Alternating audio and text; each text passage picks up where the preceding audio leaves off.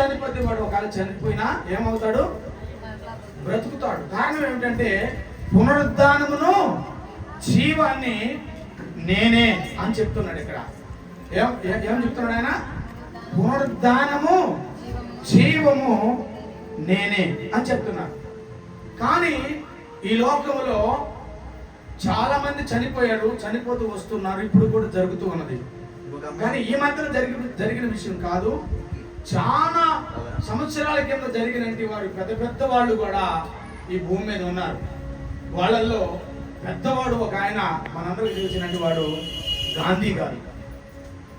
ఈ గాంధీ గారు చనిపోయారు. ఈయన యొక్క సమాధి ఢిల్లీలో ఉన్నది. ఈయన సమాధి ఎక్కడ ఉంది? ఢిల్లీలో ఉంది. ఢిల్లీలో ఉన్న ఈ సమాధికి ఆయన పేరు ఏం పెట్టుకున్నాడంటే రాజ్ గట్స్ అని సమాధికి పేరు పెట్టుకున్నాడు. అంటే రాజ్ గట్స్ అంటే రాయల్ స్టెప్స్ అని దాని అర్థం. ఆ సమాధి ఆయన ఎన్నో మేలు చేశాడు, ఎంతో మందికి ఉపకారం చేశాడు. కానీ ఆ సమాధి అలాగే ఉంది. ఆ సమాధి ఏ రోజు కూడా తెరవబడలేదు. ఆ సమాధి వల్ల ఏ ఉపయోగము లేదు. కాకపోతే చనిపోక ముందు ఆయన ఉపయోగకరంగా ఉన్నాడు, కానీ చనిపోయిన తర్వాత సమాధిలో పెట్టబడిన తర్వాత ఆయన వల్ల ఏ ఉపయోగము లేదు. ఆ తర్వాత మొట్టమొదటి ప్రధానమంత్రి జవహర్లాల్ నెహ్రూ, ఆయనకి కూడా సమాధి ఉన్నది. ఆయన కూడా సమాధిలో పెట్టారు. కానీ ఆయన సమాధికి ఏం పేరు పెట్టుకున్నారు అంటే శాంతి వన్ అనే టైటిల్ ఆ సమాధికి పెట్టుకున్నారు. ఆ సమాధి కూడా ఈ రోజు నేటి వరకు అక్కడ ఉన్నది. కానీ సమాధుల నుంచి బయటకు వచ్చి మళ్ళా ఏదో చేసినట్టుగా నెహ్రూ చేయలేదు. నెహ్రూ వల్ల కాలేదు. ఆయనకు ఒక కుమార్తె ఉన్నది. ఆ కుమార్తె ఉక్కు సంబంధించినటువంటి కాంచన గాని పేరు సంపాదించుకుంది. ఆయన కూతురు పేరు ఇందిరాగాంధీ. ఆమెకు కూడా ఒక సమాధి ఉన్నది. ఆమె పరిపాలన చేసినప్పుడు మేలు చేసింది, కానీ చనిపోయిన తర్వాత కూడా ఆమె సమాధి అలాగే ఉంది. ఆమె సమాధుల నుంచి బయటకు వచ్చినట్టుగా కూడా మనము చూడలేదు. అయితే ఆమె సమాధి పేరు ఏంటంటే శక్తి సాల్ అని ఆమె సమాధికి కూడా పేరు కట్టబడింది. అందులో నుంచి కూడా ఏ మేలు జరగలేదు. అయితే ఆమెకు ఒక కుమారుడు కలిగాడు. ఆయన పేరు ఏం పేరు? రాజీవ్ గాంధీ. ఆయన కూడా అనేక మందికి మేలు చేశాడు, అనేక మందిని ఆదుకున్నాడు. కానీ చనిపోయిన తర్వాత ఆయన కూడా లేచినట్లుగా కానీ, ఎవరికన్నా కనపడినట్లు కానీ, ఎవరికన్నా మేలు చేసినట్లు కానీ, నేనున్నాను అని చెప్పినట్లు కానీ ఎవరికి తెలియదు. అందుకే ఆయన సమాధికి ఏం పేరు పెట్టుకున్నారంటే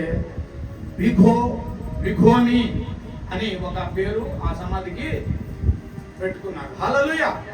అయితే నేను ఈ సంగతిని మీకు ఎందుకు తెలియపరుస్తున్నానంటే, మన యేసుక్రీస్తు ప్రభువారు పునరుద్ధానమును జీవమును నేను అని చెప్తున్నాడు. వాళ్ళు మేలు చేశారు, కానీ సమాధుల నుంచి బయటికి రాలేదు. కానీ మన దేవుడు ఏం చెప్తున్నాడంటే పునరుద్ధానమును జీవమును నేనే అని చెప్తున్నాడు. అయితే పునరుద్ధానములో ఉన్న ఫలితాలు ఏమిటి అనే విషయాలు చెప్తే, నేను ఆ విషయాలు మీకు రెండు విషయాలు నేను చెప్తాను. ఇప్పుడు చెప్పే విషయం కాకుండా రోమపత్రిక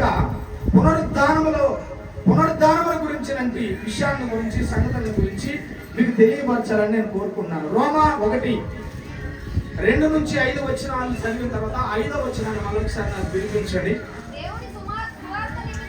దేవుని యొక్క సువార్త నిమిత్తము ప్రత్యేకింపబడిన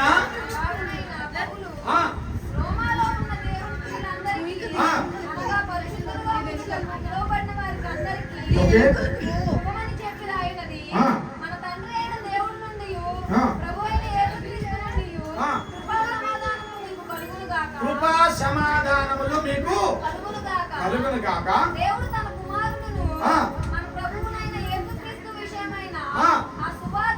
ఆ సువార్తను పరిశుద్ధ లేఖనముల యందు తన ప్రవక్తల ద్వారా వాగ్దానం చేసిన. చాలు తల్లి. 5వ వచనం మళ్ళీ ఒకసారి నాకు వినిపించు. రోమా 1వ అధ్యాయం 5వ వచనం ఒకసారి చదువు. దేవుని తన కుమారుడిని మన ప్రభువు అయిన యేసుక్రీస్తు విషయము అయిన ఆ సువార్తను పరిశుద్ధ లేఖనములందు తన ప్రవక్తల ద్వారా ముందు ఏ వాగ్దానం అయితే చేయబడి ఉన్నదో యేసుక్రీస్తు శరీరమును బట్టి దావీదు సంతానముగాను మృతులలో నుండి పునరుద్ధానుడైనందున పరిశుద్ధమైన ఆత్మను బట్టి దేవుని యొక్క కుమారుడుగాను ప్రభావముతో నిరూపించబడెను. హల్లెలూయా. ఎలాగ నిరూపించబడినది? ప్రభావముతో నిరూపించబడినది. ప్రభావముతో నిరూపించబడినది. ఎందుకంటే దేవుని కుమారుడు లోకమును ప్రసిద్ధ చేశాడు, ప్రసిద్ధపరచబడ్డాడు. ఏమైనా? హల్లెలూయా. దేవుని కుమారుడుగా ఉండాలి అని దేవుని కుమారుడు ప్రసిద్ధపరచబడ్డాడంట లోకానికి. అయితే ఈ ప్రసిద్ధపరచబడిన యేసుక్రీస్తు ప్రభువారు ఈ లోకంలో పుట్టినప్పుడు అదేమనగా మన కొరకు శిశువు పుట్టెను, ఆయనకి కుమారుడుగా అనుగ్రహించబడిను, ఆయనను మన కొరకు పంపబడెను. ఎవరి కొరకు పుట్టాడు ఆయన? మన కొరకు పుట్టాడు. మన కొరకు పుట్టిన ఈ క్రీస్తుని ఈ భూమి మీదకి వచ్చిన తర్వాత అతన్ని కొట్టారు, అతన్ని సిలువ వేశారు. అతన్ని సిలువ వేయటమే కాక అతని సమాధి పెట్టెలో పెట్టారు. హల్లెలూయా. అయితే ఇక్కడ వాక్యం ఏం చెబుతుందంటే సిలువలో పెట్టడానికి వాళ్ళకి అనుమతి ఉన్నది, మేకులు పట్టడానికి వాళ్ళకి అనుమతి ఉన్నది, కొరడాలతో పట్టడానికి వాళ్ళకి అనుమతి ఉన్నది, సమాధిలో పెట్టడానికి కూడా వాళ్ళకి అనుమతి ఉన్నది. కానీ సమాధిలో నుంచి బయటికి లేపేదానికి వాళ్ళకి అనుమతి లేదు. హల్లెలూయా. అందుకే మన దేవుడు సిలువ వేయబడ్డాడు. ప్రపంచానికి ప్రసిద్ధ చేయబడిన యేసుక్రీస్తు ప్రభువారు సిలువ వేయబడ్డాడు, పట్టబడ్డాడు, పిండబడ్డాడు, సమాధిలో పెట్టబడ్డాడు. కానీ నెక్స్ట్ డే 3వ రోజున చెప్పింది చెప్పినట్టుగా 3వ రోజున ఆయన లేచాడు పైకి. కొత్త సభలో హల్లెలూయా. ఆయన ప్రసిద్ధి చెందాడు, లోకానికి ప్రసిద్ధి చెందాడు, లోకానికి ఆయన ప్రసిద్ధి చెందాడు. అందుకే దేవుడు ఏమన్నాడు అంటే, ఓ మరణమా నీ విజయం ఎక్కడా, ఓ మరణమా నీ ముల్లెక్కడా అని సవాల్ విసురుతున్నాడు. నీవు మరణించే దాని కొరకు నన్ను ఏమైనా చేయొచ్చు, కానీ తిరిగి లేచే దాని కొరకు నీకు ఏది చేత కానే కాదు. మనుషుడు చంపేస్తాడు, పాతి పెట్టేదానికి వరకే వాడికి శక్తి. కానీ యేసుక్రీస్తు ప్రభువారిని ఆ సమాధి ఆపలేకపోయింది. ఆయన మరణాన్ని యేసుక్రీస్తు ప్రభుని ఆ సమాధి పెట్టి ఆపలేకపోయింది. లేదు నువ్వు ఇక్కడే ఉండాలి అని ఆపలేకపోయింది ఆ సమాధి. కారణం ఏమిటంటే ఆయన ప్రపంచానికి ప్రసిద్ధి చెందబడినటి చక్రవర్తి. హల్లెలూయా. ఆయన ప్రపంచానికి ప్రసిద్ధి చెందబడిన చక్రవర్తి. ఆ చక్రవర్తిని గురించి అంటున్నటువంటి మాట ఏమిటయ్యా అంటే మత్తయి సువార్త 28వ అధ్యాయం 6వ వచనంలో చెప్తున్నటువంటి మాట ఏమంటున్నాడు ఒకసారి చూడండి. మత్తయి సువార్త. ఆయన ఇక్కడ లేడు, ఆయన చెప్పినట్టే ఆయన లేచి ఉన్నాడు. కొట్ట చప్పట్లు గట్టిగా. హల్లెలూయా. ఆయన చెప్పాడు, ఇదిగో ఈ దేవాలయమును మీరు పడగొట్టండి, తిరిగి 3 రోజుల్లో నేను కడతాను అని ఆయన చెప్పాడు.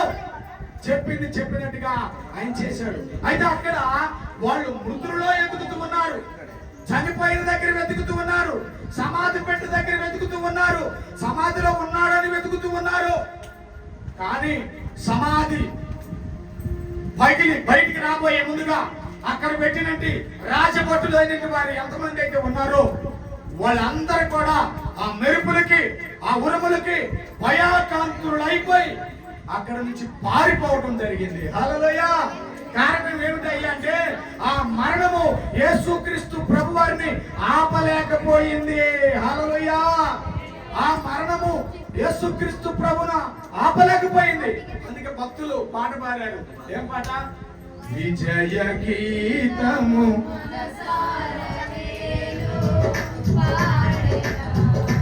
నా విజయముకై ప్రాణత్యాగము చేశావు నీవు, పునరుత్థానుడనివే నానానికే ఆరాధన, పునరుత్థానుడనివే నానానికే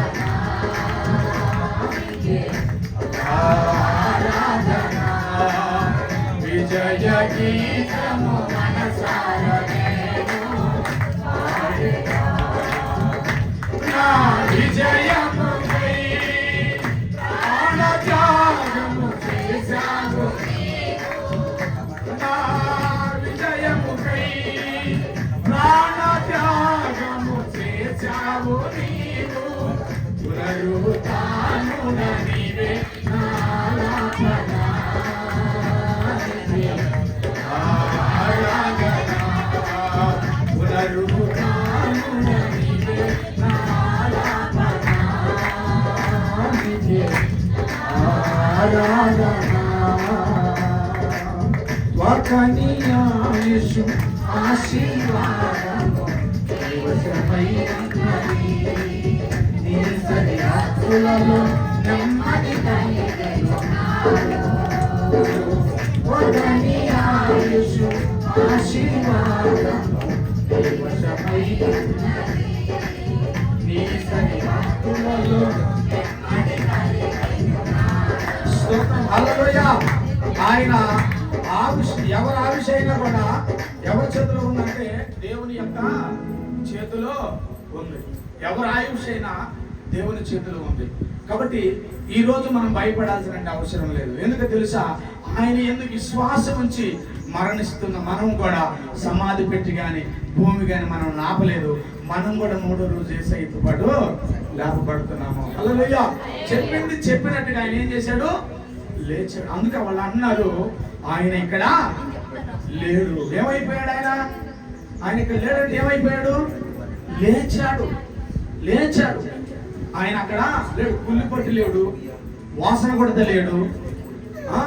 ఆయన ఇంకా మరణాపేక్షలు ఆయన అక్కడ లేడు. కానీ చెప్పింది చెప్పినట్టుగా ఆయన తిరిగి 3వ రోజున అక్కడ నుంచి లేపబడ్డారు. కాబట్టి మీరు ఇంకా మృతులలో ఎందుకు అక్కడ ఆయనని వెతుకుతున్నారు? ఆయన లేచాడు. హల్లెలూయా. ఆయన ఏం చేశాడు? లేచాడు. ఆయన లేచాడు కాబట్టి ఈ రోజు నీకు గొప్ప రక్షణగా మార్చబడింది. హల్లెలూయా. ఆయన లేచాడు. ఆయన లేచాడు కాబట్టి మనం ఆశీర్వాదకరంగా నడిపించడానికి ఆయన సవాలుగా చెప్పినట్టు మాట ఈ లోకమైన ప్రసిద్ధ మార్చబడేటట్టుగా ఆయన ప్రసిద్ధ చెందాడు. అందుకే ప్రసిద్ధ చెందాడు కాబట్టి ఆయన ఈ లోకానికి ఏం చేశాడంటే సవాలు విసిరాడు కాబట్టి ఈ రోజు ఆయన లేచాడు కాబట్టి ప్రతి అనారోగ్యము నుంచి విడుదల పొందుతున్నావు. ఆయన లేచాడు కాబట్టి ప్రతి వ్యాధి నుంచి నువ్వు బయటపడుతున్నావు. ఆయన లేచాడు కాబట్టి ప్రతి పేకాట ఆడేవాడు మారుకుంటున్నాడు. ఆయన లేచాడు కాబట్టి ప్రతి తాగుబోతు మారుతున్నాడు. ఆయన లేచాడు కాబట్టి ఈ రోజు ప్రతి వ్యభిచారులు మారుతున్నారు, వ్యసనపరులు మారుతున్నారు, కుళ్ళు కుతంత్రము కుట్రతనం ఉన్నట్టు వాళ్ళు మారుతున్నారు, దొంగలు మారుతున్నారు, బందిపట్టు దొంగలు మారుతున్నారు. కారణం ఏమిటంటే ఆయన లేచాడు. అందుకే ఆయన పునరుద్ధానమును గురించినటువంటి విషయాన్ని మనకు తెలియపరుస్తూ ఉన్నాడు. నేను లేచాను కాబట్టి ప్రపంచానికి నేను సవాలు విసురుతున్నాను. నేను లేచాను కాబట్టి అనేక మంది జీవితాల్లో మార్పు చెందుతుంది. నేను లేచాను కాబట్టి అనేక మంది జీవితాల్లో ఆశీర్వాదము కలుగుతుంది. నేను అక్కడ ఉంటే మీకు ఆశీర్వాదము, దేవుడు అక్కడ ఉంటే ఆశీర్వాదం ఉన్నా మనకి నో. గాంధీ గారు ఒకప్పుడు ఉన్నప్పుడు మేలు ఉంది, కానీ సమాధిలో పెట్టిన తర్వాత ఆయన ద్వారా మనకి ఏమైనా మేలు జరిగిందా? నెహ్రూ ద్వారా ఏమైనా మేలు జరిగిందా? ఇందిరాగాంధీ ద్వారా మేలు జరిగిందా? ఇంకెవరి ద్వారా మనకి మేలు జరిగిందా? నో. ఎందుకంటే వాళ్ళు సమాధిలోనే పెట్టబడ్డారు. సమాధిలోనే వాళ్ళు ఉన్నారు కనుక, సమాధిలో నుంచి వాళ్ళు లేరు కనుక, లేచి రాలేదు కనుక వాళ్ళు చేయలేకపోయారు. అదే విధంగా యేసుక్రీస్తు ప్రభువు వారు కూడా సమాధిలో కానీ ఉన్నట్టుగానే అయితే ఈరోజు మనకి ఈ రక్షణ ఉండేది కదా. ఒకప్పుడు స్మోకింగ్ చేసేటవాడిని, ఒకప్పుడు స్మోకింగ్ చేసే వ్యక్తిని, నేను విచ్చలవిడికి తిరిగే వ్యక్తిని, అబద్ధాలు ఆడే వ్యక్తిని, మోసకరంగా జీవించిన వ్యక్తిని నేను. ఈరోజు ఈ యొక్క కృప ఎలాగ వచ్చిందంటే ఆయన సమాధిలో నుంచి పైకి సపట్లో ఆయన సమాధిలో నుంచి పైకి లేచాడు కాబట్టి ఈరోజు ఇవన్నీ మనం చూడగలుగుతున్నాము, ఇవన్నీ మనం చేయగలుగుతున్నాము. హల్లెలూయా. అయితే పునరుద్ధానమును గురించినటువంటి విషయాలలో ఒక 2 సందర్భాలు చెప్పి నేను ముగిస్తా షార్ట్ కట్ లోనే. పునరుద్ధానం నుంచి లేచిన తర్వాత మనకి ఏం కలిగింది అంటే మనకి రక్షణను తీసుకుని వచ్చాడు. హల్లెలూయా. ఆయన పునరుద్ధానముల నుంచి పైకి లేచిన తర్వాత మనకి ఏం తీసుకొచ్చాడు అయ్యా అంటే రక్షణ. హల్లెలూయా. ఆయన ఏం తీసుకొచ్చాడు మనకి రక్షణ. రోమపత్రిక 10వ అధ్యాయం 9వ వచనంలో భక్తులు చెబుతున్నటువంటి మాట ఏమంటున్నాడు? రోమపత్రిక 10:9 వచనం ఏమనగా యేసుక్రీస్తు ప్రభువని నీ నోటితో నువ్వు ఒప్పుకొని, అదిగో దేవుడు మృతులలో నుండి ఆయన లేపినని నీ హృదయమందు నువ్వు విశ్వసించిన వెడల నీవు రక్షించబడుదువు. కొట్ట చప్పట గట్టిగాను. హల్లెలూయా. నీకు ఆయన రక్షణ తెచ్చాడు, ఆయన నీకు రక్షణ తెచ్చాడు. యేసుక్రీస్తు వారు భూమిలో ఉంటే రక్షణ లేదు, కానీ యేసుక్రీస్తు వారు లేచిన తర్వాత నీకేం తెచ్చాడు? రక్షణ తెచ్చాడు. ఈరోజు స్వతంత్రులుగా నిన్ను ఉండేటట్టుగా చేస్తూ ఉన్నాడు. ఈరోజు స్వతంత్రులుగా బ్రతికేటట్టుగా నీకు దేవుడు సహకరించి ఉన్నాడు. కారణం ఏమిటయ్యా అంటే ఆ స్వతంత్రం ఇచ్చినట్టు వాడు ఎవరయ్యా అంటే ఆ స్వతంత్రం ఇచ్చినట్టు వాడు యేసుక్రీస్తు ప్రభువారు. హల్లెలూయా. ఇశ్రాయేలు ప్రజలు ఐగుప్తులో ఉన్నంత వరకు వాళ్ళకి స్వతంత్రం లేదు, మూలుగుతూనే ఉన్నారు, బానిసలుగానే ఉన్నారు, ఇబ్బందుల మధ్యలోనే నలిగిపోతున్నారు. వాళ్ళకి స్వతంత్రం ఎప్పుడు వచ్చిందయ్యా అంటే వాళ్ళు చేసిన మూలుగుని దేవుడు విని మోషేని ఎప్పుడైతే ఐగుప్తుకు పంపించాడో, ఐగుప్తులో ఉన్న రాజుని ఎప్పుడైతే మోషే ఓడించాడో అప్పుడు వాళ్ళకి బానిసత్వం కలిగినట్టు ఆ బంధకాలు విడిచిపెట్టి వాళ్ళు స్వచ్ఛమైన ప్రదేశానికి, పాలు తేనెలు ప్రవహించే ఆ దేశానికి వాళ్ళు పరిగెత్తడానికి ఇష్టపడ్డారు. హల్లెలూయా. అప్పుడు వరకు వాళ్ళు బంధించబడ్డారు, స్వేచ్ఛ లేదు వారికి. అప్పుడు దాకా వాళ్ళు బంధించబడ్డారు, నిరుత్సాహంతో బ్రతుకుతూ ఉన్నారు. అప్పుడు వరకు బంధించబడ్డారు, సంతోషం లేని జీవితం. అప్పుడు వరకు వాళ్ళు బంధించబడుతున్నారు. భార్య భర్తలు కలిసి మాట్లాడుకునే రోజులు ఎన్నో అయి ఉంటాయి, తల్లిదండ్రులు ప్రేమతో మాట్లాడుకునే రోజులు ఎన్నో అయి ఉంటాయి. కారణం ఏమిటంటే వారు బంధించబడ్డారు. ఈ రోజు ఆ బంధకంలో నుంచి దేవుడు విడిపించి నీకు నాకేం చేశాడు చెప్పండి? ఏం చేశాడు? రక్షణను తెచ్చాడు. హల్లెలూయా. రక్షణ తీసుకురాగలిగి నువ్వు ఎలాగ ఉన్నావు? అబద్ధం ఆడేవా లేదా?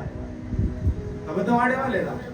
మీ వదిన మీ ఆడబిడ్డ లేనప్పుడు ఇంట్లో నుంచి నూనె పాసుకొచ్చుకున్నావా లేదా? ఉల్లిగడ్డలు తెచ్చుకున్నావా లేదా?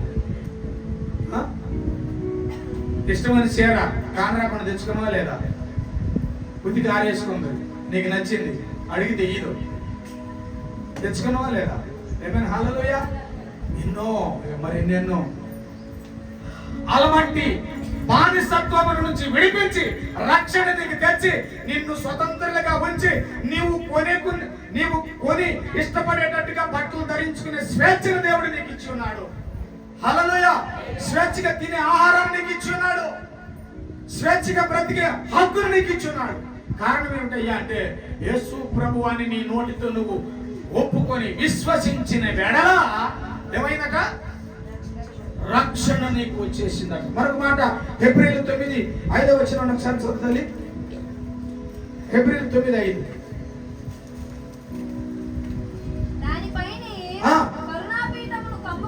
దానిపైనే కరుణాపీఠమును కమ్ముకొని చూడండి, మహిమ కలిగిన కేరీబులు ఉండెను.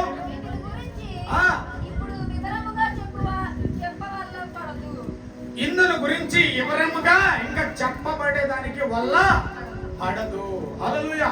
దానిపైన నీకున్న నీ రక్షణకు పైన షేరీపులు కేరీపులు ఉన్నాయట. షేరీపులు కేరీపులు పరిశుద్ధత కలిగిన షేరీపులు, పరిశుద్ధత కలిగినట్టి షేరీపులు కేరీపులు మన మధ్యలో ఉన్నాయంట. హల్లెలూయా. ఆ షేరీపులు కేరీపుల ద్వారాగా నిన్ను మహిమపరిచేటట్టుగా ఆయన చేయబోతున్నాడు.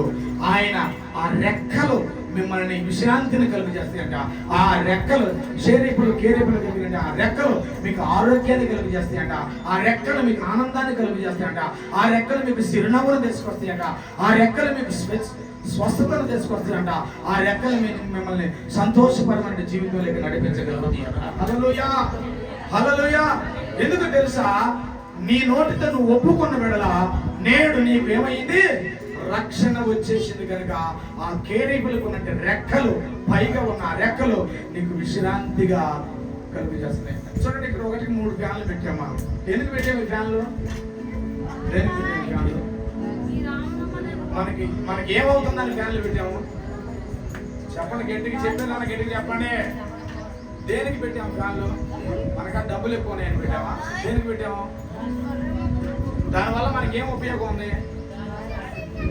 హల్లెలూయా. దానివల్ల మనకి ఏ ఉపయోగం ఉందో ఆ షేరీపుల వల్ల కూడా అంతకంటే విలువైన ఉపయోగాలు మనకి కనపడుతున్నాయి. హల్లెలూయా. దానికి చెమట పూసుకొని దానికి పడుకుంటే హాయిగా ఎలా నువ్వు నిద్రపోతావు. నీ జీవితం అంతా కూడా అలాంటి సంతృప్తిని దేవుడు కలుగు చేయబోతున్నాడు. నీకు తీసుకొచ్చినట్టు రక్షణ ఏమిటంటే, మొట్టమొదటి నీకు తీసుకొచ్చినట్టు పునరుద్ధానములో ఉన్న ఫలితంలో ఉన్న మొట్టమొదటి ఏంటంటే నీకు రక్షణ తీసుకొచ్చాడు. మరొక మాట, 2వ దశలోనికి రాసినట్టు 2వ పత్రిక 2వ అధ్యాయం 13వ వచనం చదువుతాను.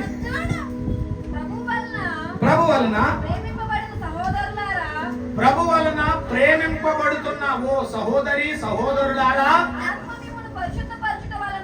ఆత్మ మిమ్మల్ని పరిశుద్ధపరచట వలనను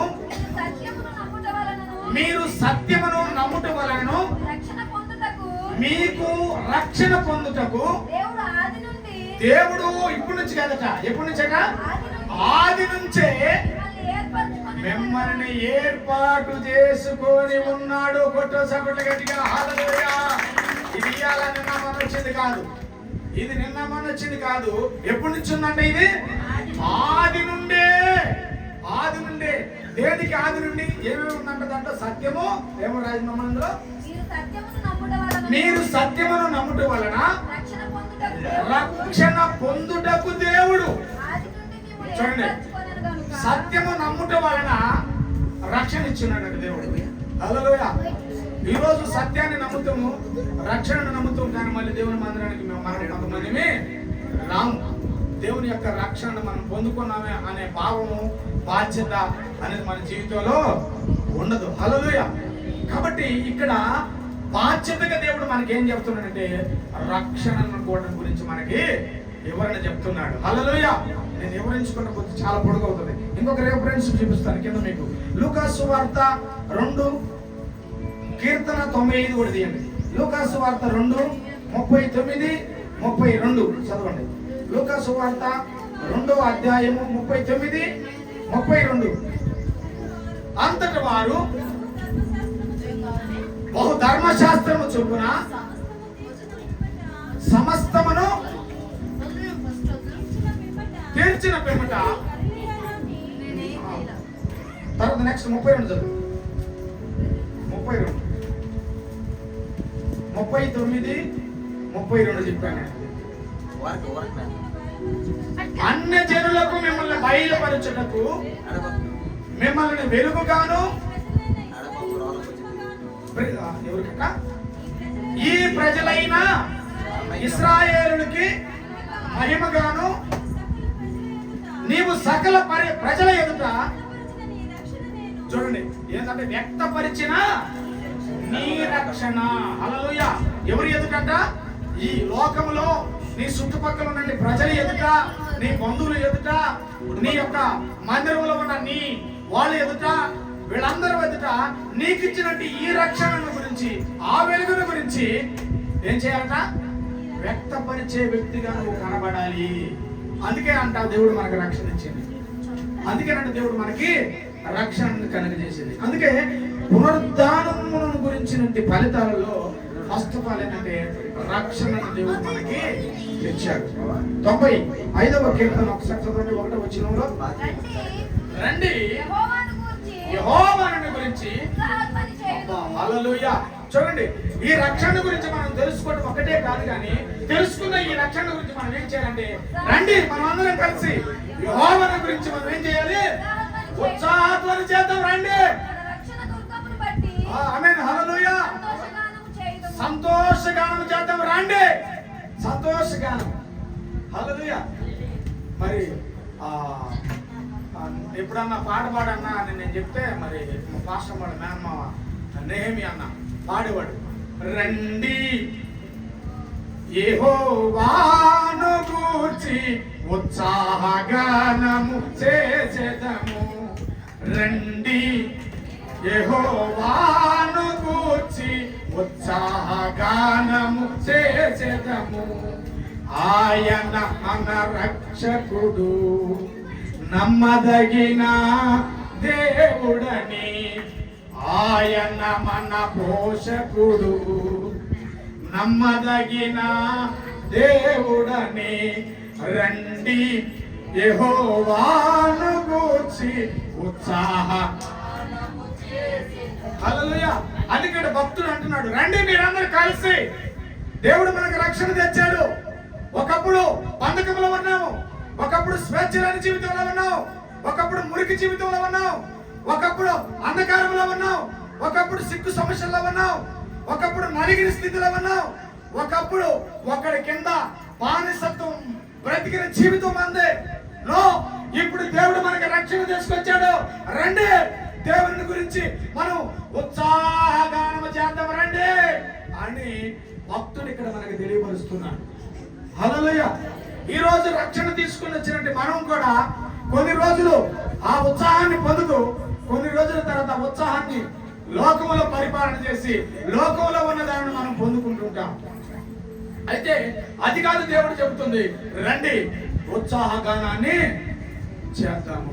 ఎందుకు ఉత్సాహగానం చేద్దాము అని అంటున్నాడంటే, పునరుద్ధానం గురించిన ఫలితాలలో మనకి మొట్టమొదటి తెచ్చింది ఏంటయ్యా అంటే రక్షణ. హల్లెలూయా. ఎన్నో ఉన్నాయి ఈ పునరుద్ధానంలో, ఎన్నో విషయాలు ఉన్నాయి ఈ పునరుద్ధానంలో, ఎన్నో సంగతులను బయలుపరిచాడు దేవుడు ఈ పునరుద్ధానంలో, ఎన్నో విషయాలను గురించి మనకు బోధించాడు ఈ పునరుద్ధానంలో. కానీ దేవుడు మనకు చెబుతున్నట్టు నేర్పిస్తున్నట్టు మొట్టమొదటి మాట ఏమిటంటే, ఆ పునరుద్ధానం నీకు ఏం తెచ్చిపెట్టిందయ్యా, ఆ పునరుద్ధానం వల్ల నీకు ఫలితం ఏందయ్యా, ఆ పునరుద్ధానం వల్ల నువ్వేం పొందుకున్నావయ్యా, ఆ పునరుద్ధానం వల్ల నీకు కలిగిన మేలేందయ్యా అంటే, ఆ పునరుద్ధానం వల్ల నీకు రక్షణ, నాకు రక్షణ, మన కుటుంబానికి రక్షణ యేసయ్య తీసుకొచ్చాడు. కొట్టో హల్లెలూయా, హల్లెలూయా. యేసయ్య మనకి పునరుద్ధానంలో ఉన్న రక్షణ మనకి తీసుకొచ్చాడు ఈ రోజు. కాబట్టి స్వేచ్ఛగా బ్రతికే ఆ గొప్ప కార్యం దేవుడు చేయడం. హల్లెలూయా. రెండు మాటలు చదివి నేను ముగిస్తాను. రోమపత్రిక 4:25 మనము నీతిమంతులుగా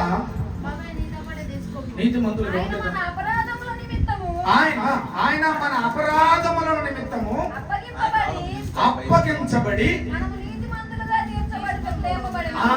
హల్లెలూయా, మన అపరాధముల నిమిత్తము ఆయన ఏం చేశాడు? అప్పగించబడి మనల్ని నీతిమంతులుగా చేసేదాని కొరకు మనం లేపబడే దాని కొరకు ఆయన లేపబడ్డాడట. హల్లెలూయా. రెండవది ఏంటంటే, మనం ఒకవేళ చనిపోతే, రక్షణ తెచ్చిన తర్వాత మనం ఒకవేళ చనిపోతే ఇంకేముందని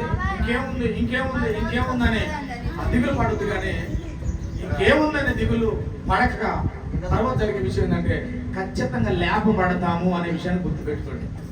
హల్లెలూయా. ఫస్ట్ మనకి రక్షణ తెచ్చిన తర్వాత, ఈ రక్షణ మనకి ఎందుకు తెచ్చాడు అంటే, ప్రతి మనిషి చనిపోతాడు, ప్రతి మనిషి భూమిలో బాధ పడతాడు, కానీ ఖచ్చితంగా మీరు లేపబడతారు. కొట్టి సపోర్ట్లు గట్టిగా. రెండవది మనకు ఆయన ఏం తెచ్చిపెట్టాడు అంటే, లేపబడే శక్తిని మనకి దేవుడు తెచ్చిపెట్టాడు. హల్లెలూయా, హల్లెలూయా. చూడండి, మన ప్రైవేట్ పగడాలన్న గురించి మనం కొన్ని యూట్యూబ్లు చూస్తుంటే నాకైతే ఎక్కడ లేని ఎమోషన్, ఎక్కడ లేని ధైర్యం నాకు వచ్చింది కొన్ని సందర్భాలే. ఏమని ఇట్లా చచ్చిపోయిన ఇబ్బంది లేదురా నాయన, నిజం చెప్తున్నాను. ఏమని ఇలా చచ్చిపోయినా మంచిది. ఎందుకంటే దేవుని కొరకు దమ్మునంటి వాడిగా, దేవుని కొరకు సాక్షిగా, అతసాక్షిగా మార్చబడ్డాడు. ఆయనకి గురుగా భవిష్యం అంటే నా వయసే ఉండదండి, చనిపోయాడు. కానీ ఖచ్చితంగా ఆయన ఏం చేస్తాడు తర్వాత? ఖచ్చితంగా పైకి లేపబడతాడు. హల్లెలూయా. మనం అందరం కూడా లేపబడతాము. అందుకే ప్రతి ఒక్కరూ రోషం కలిగిన జీవితాన్ని బ్రతకాలి. మనం కొంతమంది రోషం ఉండదు, కేసం ఉండదు.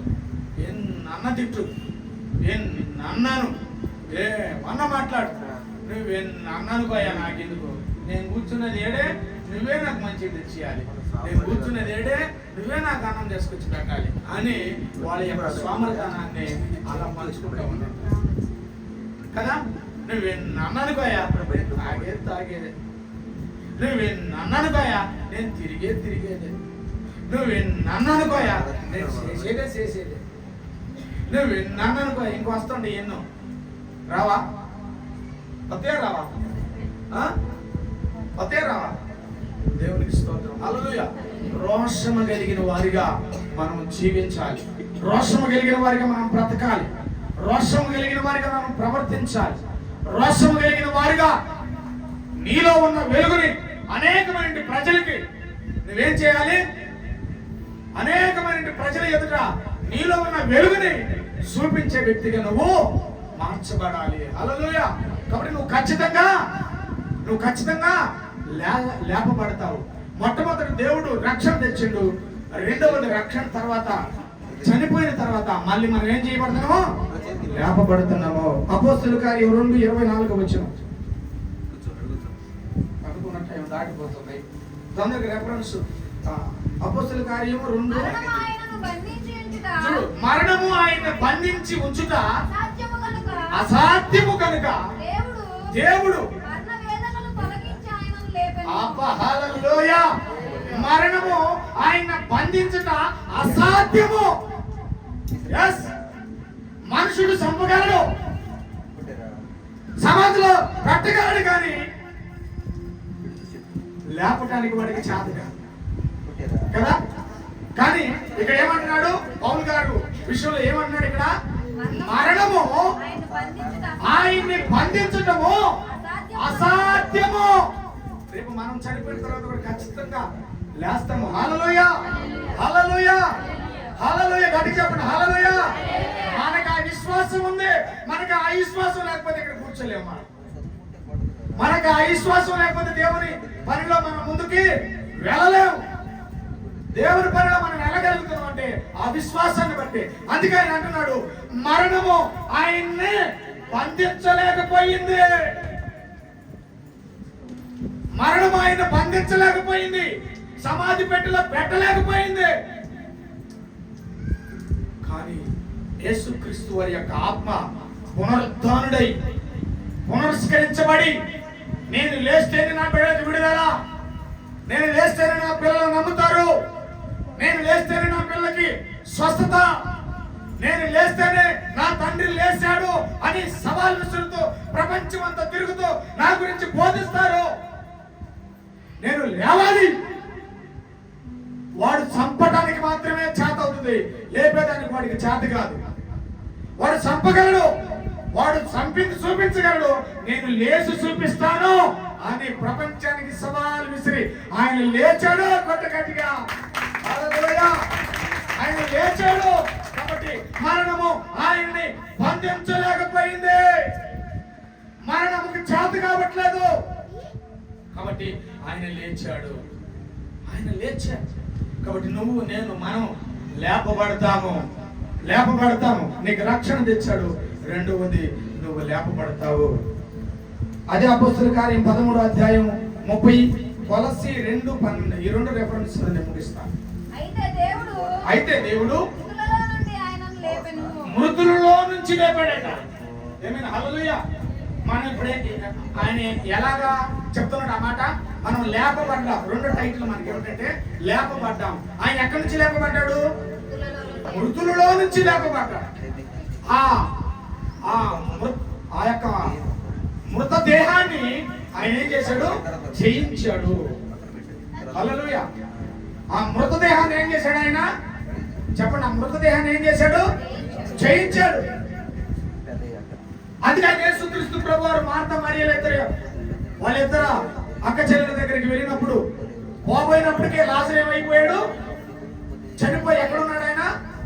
సమాధి పెట్టలో పెట్టబడ్డాడు. సమాధిలోనే ఉన్నాడు. కానీ వీళ్ళందరూ ఆలోచన ఏమిటి? సమాధి పెట్టి తెస్తే స్మెల్ వస్తుంది, వాసన వస్తుంది, పురుగులు పట్టి ఉన్నదేమో, పొట్టు పగిలి ఉన్నదేమో, అదే కానీ స్మెల్ వస్తుంది అసలు. కానీ నువ్వు ముందొస్తే బాగుండేదేమో అని అనుకుంటున్నాడు. కానీ ఆ సమాధిని వికిలించబడి లాజరుని బయటికి తీసుకొచ్చే ఆలోచన వాళ్ళకి లేదు. అందుకే మన ప్రభు అయిన యేసుక్రీస్తు ప్రభు వారు మరణం గురించి తెలుసు కనుక మరణము అనే సమాధి దగ్గరికి వెళ్ళి లాజర్ బయటికి రాని ఎప్పుడైతే గద్దించాడో సమాధిలో పెట్టబడిన లాయరు కట్లతో కూడా బయటికి నిలబడి ఆకారంతో అక్కడ నిలబడ్డాడు. హల్లెలూయా! మరణము బంధించలేకపోయింది. యేసు ప్రభువు యొక్క మాటకి మరణము వణికిందట. యేసు ప్రభువు యొక్క మాటకి మరణము వణికింది. ఆ మరణం వణకటమే కాక ఆ జీవము దాంట్లోకి వచ్చేసి లాజరు బయటికి వచ్చేసాడు. హల్లెలూయా! నువ్వు నేను రేపు రాబోతున్నాము. హల్లెలూయా! మన తల్లిదండ్రులు ఎవరైనా రక్షణ పొంది ఒకవేళ ఉంటే ఖచ్చితంగా వాళ్ళని మళ్ళీ మనం చూడబోతున్నాం. హల్లెలూయా! యేసు ప్రభు వారి యొక్క గుడిపాక్ష మీద మనం కూర్చోబోతున్నాం. హల్లెలూయా! యేసు ప్రభువుతో పాటు మనం సంతోషంగా ముందుకు వెళ్ళబోతున్నాం. హల్లెలూయా! పునరుద్ధానము జీవము నేనే అని చెప్పినట్టు వాడు పునరుద్ధానములో ఉన్న విషయం నీకు ఏం తెలియపరిచిందయ్యా అంటే, మొట్టమొదటి నీకేం చేశాడు? రక్షణ తీసుకుని వచ్చాడు. రెండవది నిన్ను లేపేటట్టుగా ఆయన చేయగలిగాడు. కొలసి 2:12 చదువమా, నేను ముగిస్తాను. మీరు బాప్తిస్మమందు ఆయనతో కూడా పాతి పెట్టబడిన వారై, అదిగో మళ్ళీ చదువు, మళ్ళీ మాట, ఆయనను మృతులలో నుండి లేపిన దేవుని యొక్క ప్రభావమందు విశ్వసించుట ద్వారా ఆయనతో కూడా సపోర్ట్లో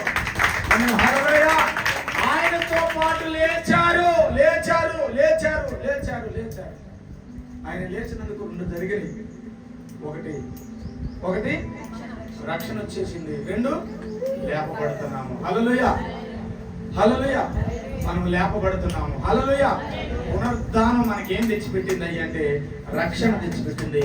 పునరుద్ధానం మనకేం తెచ్చిపెట్టింది అయ్యంటే లేపబడే స్థితిని మనకి నేర్పించింది. హల్లెలూయా!